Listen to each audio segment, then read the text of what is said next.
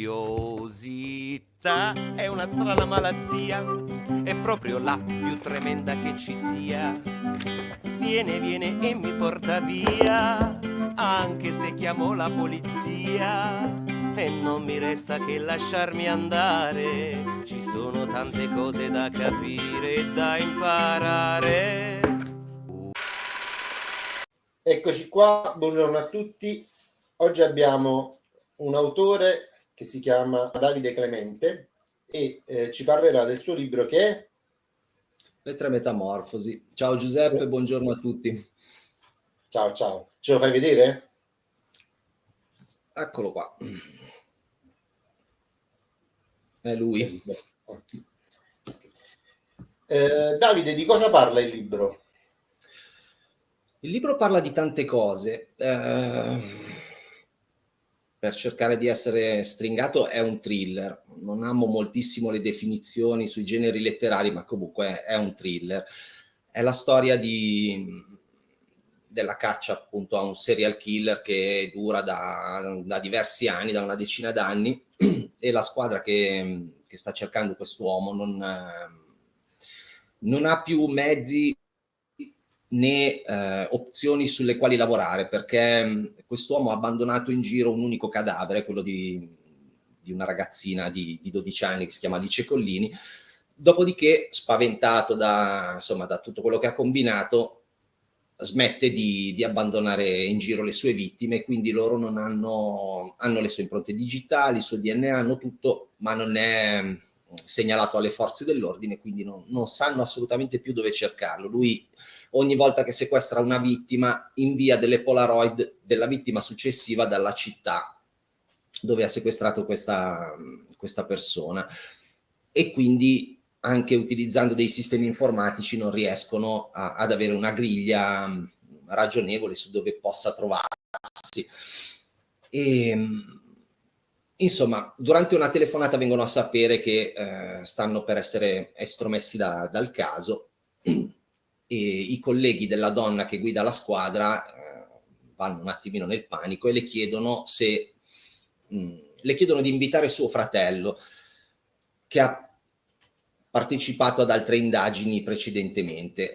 Il fratello di Lara Molteni, che è la donna che guida la squadra, è un ex docente di fisica, una persona estremamente intelligente ma con molti problemi personali.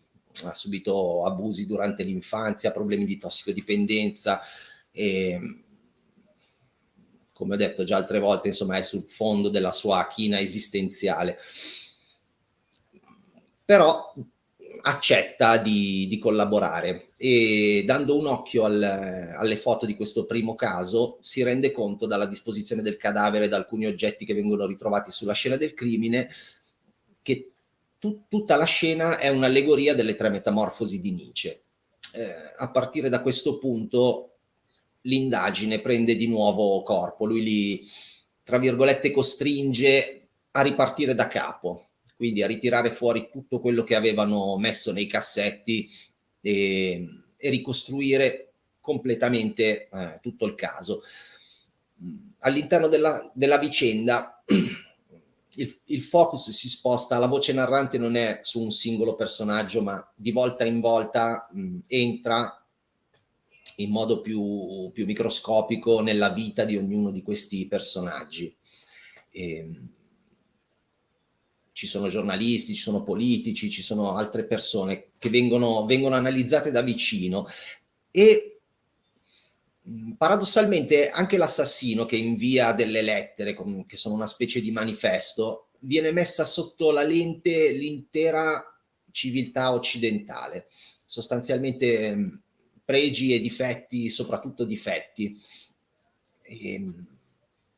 Viene analizzato proprio il sistema, cioè i serial killer, come una volta ebbe modo di dire quell'assassino californiano super famoso: noi siamo i vostri figli, cioè siamo il prodotto di ciò che avete fatto, ed in effetti è così. È difficile trovare un assassino seriale dentro le tribù della foresta amazzonica, non so come dire, sono proprio il sottoprodotto di scarto di una società che ha perso completamente la bussola, che ha perso completamente i suoi valori, imperniata soltanto sul possesso, sul materialismo.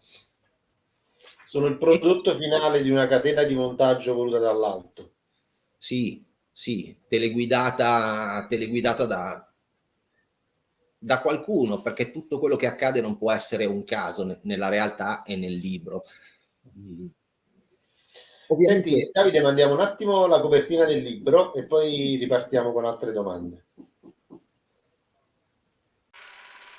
La decisione di estromettere la sua squadra dal caso del serial killer che rapisce, sevizia e uccide delle ragazzine getta Lara Molteni e la sua squadra nello sconforto. Privi di risorse e frustrati, decidono di coinvolgere nelle indagini il fratello di Lara, Gregorio, personaggio borderline, completamente fuori dagli schemi, ma dalle capacità particolari. Infatti, quasi subito, Gregorio nota un particolare, sfuggito a tutti gli altri. Analizzando le foto del primo omicidio, si accorge che l'intera scena è un'allegoria del libro di Nietzsche. Così parlò Zarathustra. Spostando il focus sui vari personaggi, entrando nelle loro vite e tratteggiandone la storia e la psicologia individuale, la caccia al mostro diventa l'opportunità di comprendere che il bene è un argine costruito con fatica e che va difeso con ogni mezzo a disposizione, proprio perché da solo non esiste. Parlando del tuo libro, sembra un po' che stai parlando anche del mio, perché in effetti parte da questa catena di montaggio, la scuola, che è fatta apposta per arrivare, no, ad avere determinati personaggi che possono essere anche serial killer, ma delinquenti, insomma, la manodopera perché comunque il sistema mafioso sta in alto. E la domanda che volevo farti è, nello specifico, cosa pensi e quante connessioni ci sono tra il tuo libro e la storia attuale che stiamo vivendo? è tutto abbastanza filtrato, perché nel momento in cui l'ho scritto ancora molte cose stavano finendo di sedimentare. È stato un periodo atroce umanamente, perché come per tantissima altra gente le discussioni con gli amici e i conoscenti sono diventate veramente critiche. Io mi sono irrigidito moltissimo e non è stata una cosa piacevole. Una delle domande che viene fatta più spesso quando dici alle persone che c'è un loro e c'è un noi, ciò che ti viene chiesto è come sarebbe possibile organizzare una cosa tanto grande coinvolgendo così tante persone. Non c'è bisogno di contattare singolarmente le persone per, come posso dire, per dirgli di fare la cosa sbagliata. Sostanzialmente sono processi che durano tantissimi anni. Tu prendi un canale televisivo e all'interno ci metti, fai arrivare nelle posizioni di potere solo un certo tipo di persone. Quindi quello facilmente corruttibile, quello avido, quello che si venderebbe la nonna per un po' di visibilità, e a quel punto non avrai più alcun bisogno di dirgli cosa deve fare o non deve fare. Lui fa quello che deve fare, lo sa già. Se l'editore ti dice questo sì, questo no, tu non fai neanche domande, ti limiti semplicemente a riportare le veline. E questo funziona negli ospedali, funziona nelle scuole, funziona nei giornali, nelle redazioni delle televisioni. Parlando con un'amica che lavora in ospedale, una volta le stavo chiedendo: scusa, tutto quello che è successo, cioè è possibile che non, voglio dire, non vi siete accorti di niente?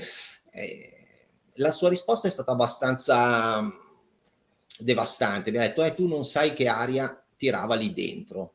Cioè sostanzialmente non c'era bisogno che qualcuno gli dicesse, non lo so, tu fin dal primo anno di università ti insegnano che con una polmonite interstiziale non va intubato un paziente, ok? Se lo intubi c'è qualcosa che non quadra, perché sai che non è la terapia giusta, gli fai del male, non gli fai del bene. E allora perché lo fai? Perché a quel punto l'aria che tira è che o fai come ti viene detto o tu vai fuori dalle scatole, non lavori più. Quindi non c'è nessun bisogno che qualcuno ti dica esattamente cosa devi fare, tu segui la corrente se vuoi mantenere ad alto livello i tuoi privilegi e scendendo i piccoli privilegi che ognuno ha fino a quello che per poter andare a lavorare ha dovuto sottostare a determinati ricatti perché comunque deve campare la famiglia. Non tutti, non è neanche questione di coraggio, non tutti hanno avuto i mezzi fisici per fare resistenza contro un sistema che è veramente diventato in quel periodo fascista, cioè non saprei come altro definirlo. Anche qualcosa di più. Anche qualcosa di più. Sai, Bauman diceva che la società postmoderna sta andando verso una dimensione in cui si stanno colpendo le reti protettive sociali, no? E tu hai indicato proprio queste reti protettive perché l'ospedale, la scuola, io le chiamo reti di autotutela del territorio, perché in effetti dovrebbero essere delle istituzioni pensanti che quando arrivano delle situazioni dall'alto poi dovrebbero essere in grado loro di elaborarle e farle arrivare al territorio come, come più giuste, più come vere, come sane, eccetera. Invece, come raccontavi tu prima, questo non è avvenuto perché comunque queste strutture, il loro meccanismo che hanno compreso è che bisogna ingabbiarle nelle procedure, cioè la scuola è morta nelle procedure, cioè quando si danno dei manuali relativamente non alla pedagogia nella scuola, ma a delle procedure da attivare, e tu, insegnante Davide Clemente, sei più preoccupato a dover svolgere tutti i compiti materiali che devi fare, quindi catalogare, classificare, valutare secondo criteri loro che sono già catalogati, insomma. E quindi questa è la società in cui ci troviamo, e poi questo ci porta poi a quella dimensione del libro che racconti, no?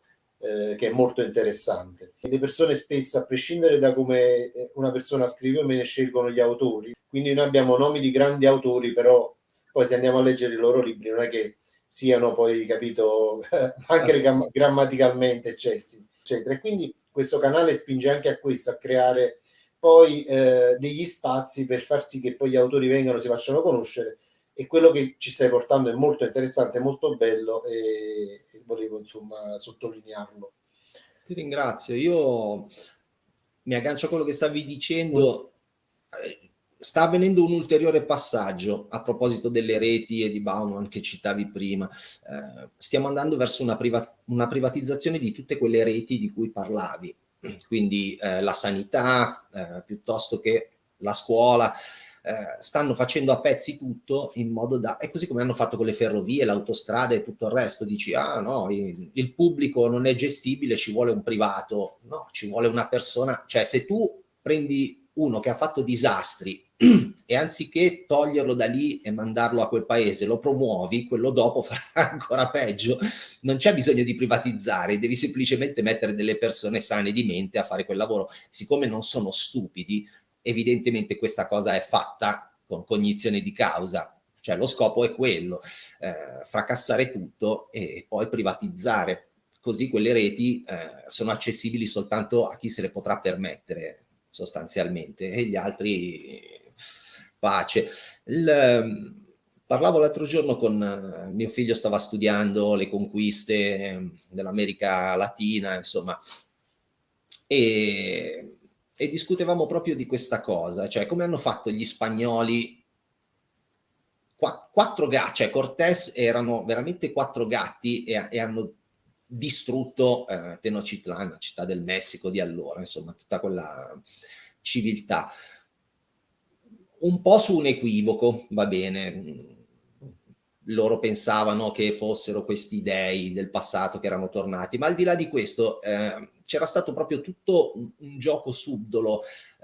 Cortés aveva un amante, o comunque una persona, una donna che lo informava su quali erano le tribù avverse, quali erano le loro dinamiche interne, insomma, no? Fatti amico il suo nemico, mettendo le popolazioni l'una contro l'altra. Cioè in 4 gatti sono riusciti a creare un disastro, cioè ci avrebbero messo 5 minuti a far fuori la cricca di Cortés, ma loro sono stati astuti perché hanno lavorato di concerto. Un po' è quello che sta avvenendo anche adesso, ci mettono gli uni contro gli altri. Noi stiamo lì a battibeccare, no, ho ragione io, no, ha ragione quell'altro, qualsiasi cosa tu guardi, apri qualsiasi sito, non lo so, dalla storia a qualunque tematica, allo spazio, siamo andati sulla Luna, no, non siamo andati, io lo so, tu sei un coglione, quell'altro studia e poi ti fanno anche votare. È tutto così, cioè le discussioni sono tutte così e noi non stiamo facendo un favore a nessuno, così. La realtà andrebbe, cioè la verità andrebbe sempre cercata ponendosi in modo umile, cioè sapendo di non sapere. Però sai, allora io vivo la tua stessa fase, perché pure io sto ricostruendo relazioni che si erano un po' rotte, no? In passato, con amici anche dell'infanzia. Però qualcosa è cambiato, perché c'è stato un momento storico in cui noi siamo stati presi proprio per folli, per pazzi e anche derisi. Oggi non c'è più questo riderci contro, perché come hai detto tu, poi anche chi ha creduto a un'altra versione poi un pochino ha coscientizzato che qualcosa dietro non fosse come ce l'hanno raccontata. E vabbè, approfitto per poi dirti come, perché tu hai detto come hanno fatto poi a creare tutti questi collegamenti a livello mondiale. Per esempio, uno dei libri più importanti della mia casa editrice, che è Aurora Boreale, ha scritto Operazione Corona, in cui praticamente elenca tutti i contatti anche economici del Fondo Monetario Internazionale, in cui sono stati pagati gli stati di ogni continente, anche in Africa è successo, e chi si è ribellato poi non è più a raccontare storie, insomma. Certo.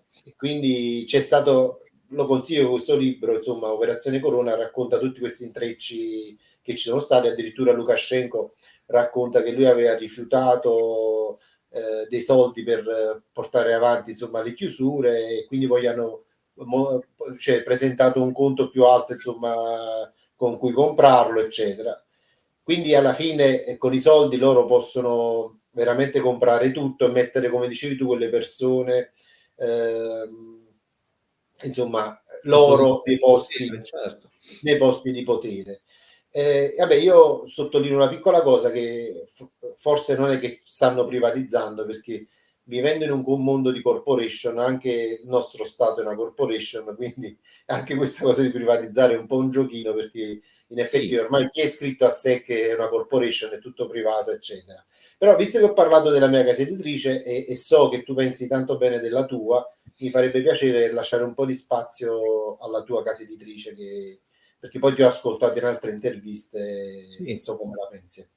L'ineditrice è una casa, è un editore lodigiano, quindi lombardo, che è una delle, penso, poche realtà che non chiedono soldi, realtà medio piccole, insomma, o comunque non gigantesche, che non chiedono contributi all'autore, cioè pubblicano ciò che ritengono essere valido, si prendono i loro tempi. Io sono stato contattato oltre un anno dopo aver mandato le bozze e veramente sono, cioè, come tutte le case editrici che fanno questo tipo di attività, combattono veramente una guerra per riuscire a stare sul mercato, diciamo così, perché anche nel mondo dell'editoria ci sono stati enormi cambiamenti, non ci sono quasi più librerie indipendenti, o comunque ce ne sono molto poche, sono quasi tutte enormi catene, e quindi riuscire ad avere una distribuzione all'interno di quel percorso lì è diventato molto più complicato. Siamo secondo me in una fase di riorganizzazione del metodo in generale, dalla musica alla letteratura. Bisogna studiarsi nuovi modi per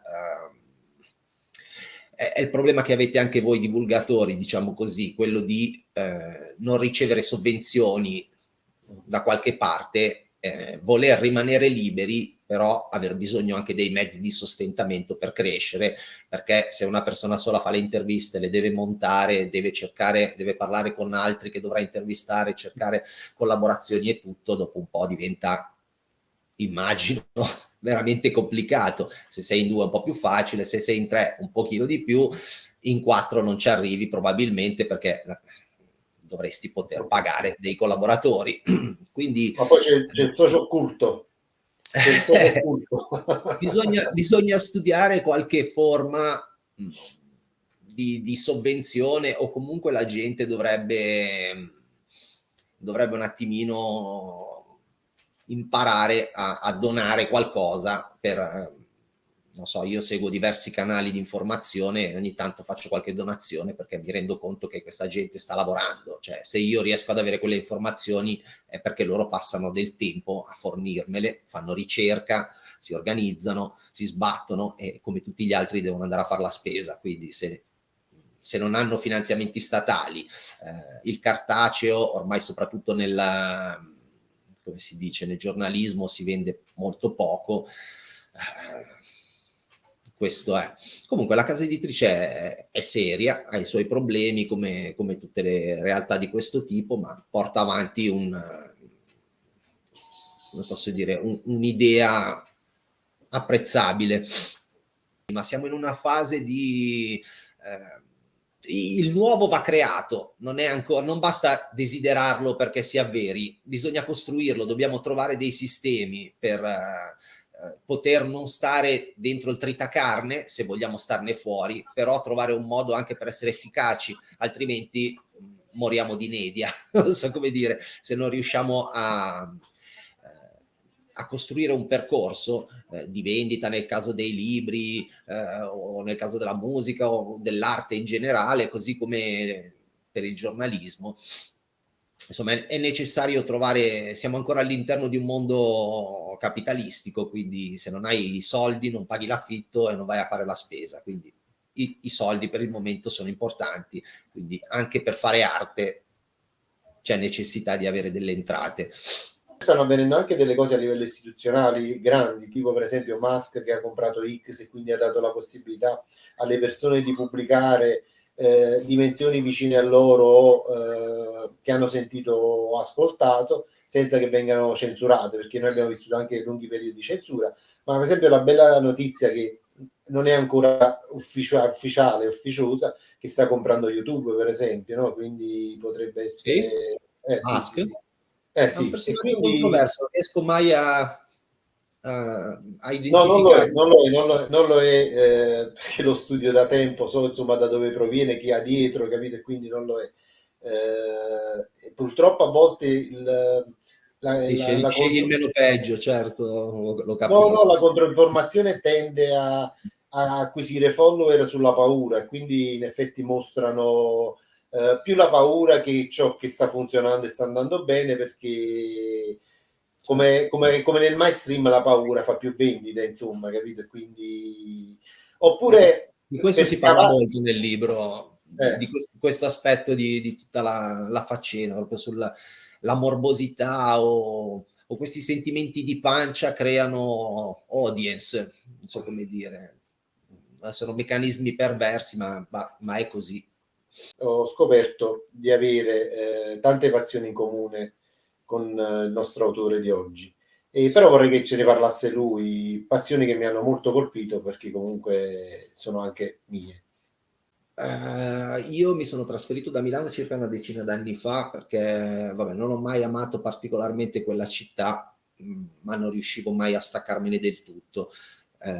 Una decina d'anni fa, diciamo che le cose si sono posizionate in modo che fosse possibile. Dopo una serie di esperimenti abbiamo tagliato la corda definitivamente, io e la mia famiglia, mia moglie e mio figlio, e siamo venuti a stare in Liguria, in montagna. E arrampicavo già prima di venire qua, quindi comunque insomma mi piaceva già la vita all'aria aperta, e sono arrivato qua senza un lavoro, quindi sostanzialmente mi sono dovuto reinventare completamente da capo. Facevo il pittore a Milano, dipingevo quadri e avevo deciso che non, insomma, era un po' stomacato da tutto quello che sta dietro il mondo dell'arte, bla bla bla, quindi volevo cambiare vita. E non sapendo bene cosa fare qua ho scoperto un mondo che era già attivo, che è quello delle escursioni in bici. Era già qualche anno che qua era molto presente, soprattutto con gli stranieri. E quindi niente, ho iniziato a collaborare con altra gente che lavorava qua, poco alla volta ho aperto un'attività mia, eccetera. Mia moglie anche fa escursioni a piedi, porta la gente lungo i sentieri. è un territorio bellissimo oltretutto, perché è ricchissimo di grotte, sono stati fatti alcuni dei ritrovamenti più interessanti a livello archeologico, insomma. E quindi è un bellissimo territorio e mi sono dedicato a questo. Senti, quell'immagine che ho visto che eri in aereo? Quello quello è un regalo che mi aveva fatto mia moglie per il mio compleanno un anno prima, solo che era lontano, non riuscivamo mai ad organizzarci per andare, insomma, per andare a riscuotere questo regalo. Siamo riusciti a ritagliarci un paio di giorni, quindi siamo arrivati a Ivrea e niente, mi hanno messo su sto aereo, ero abbastanza però poi mi sono lasciato andare, insomma è stato divertente, il pilota mi ha lasciato i comandi, mi ha fatto trafficare, insomma ha spiegato bene cosa dovevo fare, mi ha lasciato pilotare sto aereo, è stata una cosa intensa. Io sono curioso di natura, mi piace l'esplorazione sia, come posso dire, culturale che fisica. Cioè, mi piace scoprire, quindi non mi pongo limiti, così come nelle letture non ho generi, spazio veramente un po' qua, un po' là. Lo stesso con le mie attività. Scusate, questo canale si chiama presenta il tuo libro, ma si chiama anche Il libro e il mare, no? Perché secondo me c'è una connessione tra i libri e la natura, no? Che connessioni ci sono tra i libri e l'escursionismo? Perché per esempio io ho vissuto delle escursioni in cui si facevano anche letture di libri, erano cose molto interessanti comunque, quindi secondo me c'è una connessione, perché poi chi apprezza la natura vuole poi apprezzare anche l'arte, quindi ascoltare poesie, ascoltare libri in generale, oppure una narrazione di un libro, quindi ci ho sempre trovato connessioni. Sì, certo che in linea di massima chi ama l'arte, come posso dire, è già predisposto a... L'arte qualcuno potrebbe considerarla qualcosa di superfluo, non è necessario alla stretta sopravvivenza, però è una di quelle cose che estendono e moltiplicano il valore della vita. Quindi chi ama l'arte ama anche il mondo, detto molto, in parole molto semplici. Forse la connessione la vedo lì. La cultura porta anche al rispetto del territorio, quindi al cercare di viverlo senza snaturarlo, al presentarti non come l'arraffone al quale tutto è dovuto, ma un po' più in punta di piedi, guardarsi attorno e vedere che in che modo anche tu puoi portare qualcosa, non solo portarti via qualcosa. Secondo me, Davide, è la velocità, cioè chi ama l'escursionismo viaggia a un'altra velocità, apprezza la natura e il mondo ad altri tempi, quindi anche poi la velocità di un libro, no? Che ha una velocità diversa di un film, di una cosa del genere. E quindi forse poi questo discorso che stiamo facendo è collegabile a quello di prima, che c'è una rinascita dal basso di tutta una serie di valori, di contatti, di risorse, di informazioni, quindi secondo me ci trovo collegamento in questo, insomma. Guarda, se verrai da queste parti ti porterò a vedere quanto è vero quello che stai dicendo, perché qua moltissime delle attività che sono nate in questo territorio sono state messe in piedi da gente che arrivava da fuori. Qua c'è tantissima gente che viene, cioè, che è rimasta a vivere qua, che viene dalla Germania, dalla Francia, dalla Svizzera, lombardi come me e altri amici, o da altre regioni d'Italia. E sì, cioè abbiamo trovato un bel posto e abbiamo cercato di, come posso dire, di collaborare perché rimanesse tale e poterci vivere dentro. Poi anche l'escursionismo è anche legato ai prodotti locali, al cibo, insomma, sono dei grandi intenditori, insomma, quindi... No, è vero, a loro volta anche qua i produttori locali riescono a vendere l'olio, il loro olio, piuttosto che i prodotti che fanno, insomma. Poi c'è gente che va a funghi, c'è gente qua, è veramente bellissimo perché hai le montagne completamente a ridosso del mare, quindi hai un panorama veramente nel giro di uno spazio relativamente piccolo, hai tantissime opzioni che vanno appunto dalle attività che puoi fare al mare a quelle che puoi fare in montagna in 20 minuti di strada. Senti, torniamo al tuo libro che ti richiedo di mostrare, perché magari lo Eccolo posso qua. perso. Allora, come mai un lettore dovrebbe prima acquistare le 3 Metamorfosi e poi leggere le 3 Metamorfosi? Perché moltissime delle cose delle quali abbiamo parlato non sono, come posso dire, dichiarate in modo palese. Sono situazioni che vivono i vari personaggi, che a loro volta imparano da questa caccia. Diciamo, questa caccia a questo assassino seriale offre loro la possibilità di comprendere se stessi e il mondo che li circonda ad un livello molto più profondo. L'assassino nelle lettere che manda spesso dice delle cose che sono estremamente importanti. A me è capitato di leggere tanti anni fa il manifesto di una bomber ed era non solo condivisibile, era incredibilmente preciso e dettagliato. Poi ti chiedi perché una persona del genere, con un quoziente intellettivo così alto, eccetera, decida di ammazzare gente a caso. È difficile da comprendere, e anche nel mio libro ci sono molti di questo genere di passaggi, quindi non sempre il cattivo appunto dice delle cose cattive, il buono dice le cose buone.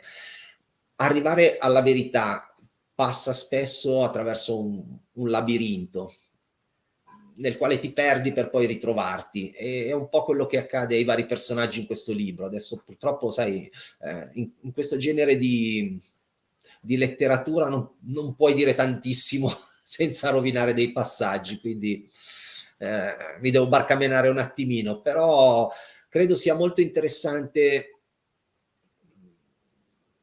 Adesso non voglio usare una parolona, comunque a livello filosofico, e anche la trama è molto avvincente, ovviamente è piacevole da leggere semplicemente per la lettura del libro. Le persone tendono a leggerlo molto velocemente perché sono incuriosite dal sapere cosa succede dopo, però a prendersela un po' più con calma puoi trovare dentro veramente tantissime riflessioni su cose difficili da incasellare in modo semplice, così come questo periodo storico, insomma, non è facilmente intelligibile. Devi veramente sforzarti di fare un passo in più per capire qual è la cosa giusta, e calcolare 3 mosse avanti ciò che creerà quello che stai facendo nel momento in cui lo fai, che conseguenze avrà. Senti, un noto psichiatra che mi seguiva nella mia attività di educatore usava sempre un modo di dire che in ognuno di noi c'è un serial killer, no? La differenza tra chi lo è e chi non lo è praticamente è quanto una persona se lo riconosce e lo ferma, no? Quanto questo tuo libro può aiutare a fare questa operazione? Secondo me molto, Mm. perché secondo me molto perché ci hanno sempre insegnato a fare o non fare delle cose appoggiandoci su una morale religiosa piuttosto che civile, comunque qualcosa alla quale ubbidire, piuttosto che quindi non lo so, tu fai del male, non vai in paradiso, fai del bene, vai in paradiso, però oggi comincia ad apparire un po' troppo come una favoletta e forse richiede una riflessione più profonda. Per chi ha voglia di farla questa riflessione, secondo me appare scontato il fatto che forse non nell'immediato, ma ciò che fai di negativo ti torna indietro comunque. Se ci presti attenzione lo puoi vedere, ok? Quindi non è qualcuno che ti deve punire o premiare per ciò che fai, perché avviene già in te. Se lo osservi, cioè se vivi male tendi ad ammalarti più facilmente, generalmente sono sempre un accumulo di negatività che sfocia in un disastro. Lascia un saluto speciale a chi ci sta ascoltando. Il mio saluto speciale è quello di cercare informazione. La gente ha paura di essere etichettata. Allora, se guardo quel personaggio poi mi etichettano come qualcuno di destra, se guardo quel programma mi etichettano come complottista, se guardo... non c'è... l'informazione è informazione. Se uno prende semplicemente i dati e non l'analisi dei dati, ok, si può costruire un panorama obiettivo di come stanno andando le cose. Se io, come posso dire, seguo il canale di una persona che non condivide le mie idee politiche, però va su un territorio di guerra, filma, parla con la gente e mi fa vedere ciò che accade, a me delle sue idee politiche frega molto relativamente, perché io sto guardando realmente cosa succede, piuttosto che seguire qualcuno che magari sento o percepisco come più vicino a me politicamente, che però mi racconta quello che gli ha raccontato suo cugino. Sarà più obiettivo ciò che mi viene fatto vedere in prima persona piuttosto che il racconto di terza mano. Quindi il mio auspicio è che la gente si informi, non abbia paura di spaziare. L'informazione è sempre buona, da qualunque parte arrivi, se è onesta, se è corretta. Vabbè, ma perché poi non è la persona. Io per esempio mi capita spesso questo discorso su Giordano, no? Di Rete 4 eccetera, tutti quanti, ma quello è un gatekeeper. Ma a me non interessa se è un gatekeeper, se in quel momento sta dando un'informazione che serve poi a far aprire gli occhi a tutta una serie di persone, ben venga. Poi chi è lui, come dicevi tu, non interessa l'informazione. Sì, lo stesso a me era successo con Paragone, quando aveva portato Montagnier a Milano. Cioè io non mi sognerei mai di votare Paragone, neanche nelle mie fantasie più sfrenate, però sono andato lo stesso alla manifestazione perché mi interessava vedere un premio Nobel della materia di cui si stava parlando in quel momento, piuttosto che sentire Cecchi Paone al televisore. Mi sembrava un tantino più autorevole, ma sono riusciti a far passare come un demente anche lui. Comunque, quello era il periodo e piano piano forse ne stiamo venendo a capo. Senti Davide, è stato veramente un piacere averti. Lo spazio web è tuo, quindi quando vorrai venire, sia per un prossimo libro, per una prossima chiacchierata, vabbè, a parte che ci sentiremo comunque via social, anche per telefono, magari dopo ce lo scambiamo. E mi farebbe veramente piacere poi continuare questo percorso di condivisione, perché penso che la via sia questa, cioè condividere ognuno le esperienze dell'altro, ed è proprio questo il modo per partire dal basso ed essere una forza, insomma. Sono assolutamente d'accordo, molto volentieri e grazie per l'ospitalità. Grazie a te, ciao. Ciao a tutti. Curiosità è una strana malattia, è proprio la più tremenda che ci sia. Viene e mi porta via, anche se chiamo la polizia. E non mi resta che lasciarmi andare, ci sono tante cose da capire e da imparare. Curiosità, ma che strana libertà, lei era qua giusto un attimo fa.